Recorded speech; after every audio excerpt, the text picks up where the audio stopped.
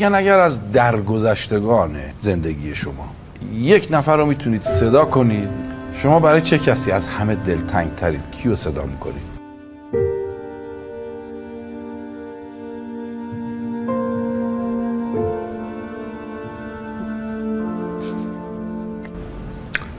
مادرم. عجب.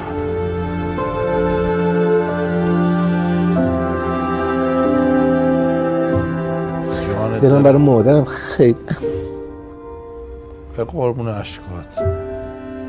دوست دارم هنوز خوابشو ببینم و عطر چادرشو، عطر وجودشو بچشم دوباره. مادر چه فرشته بی‌مثالیه. روحش شاد.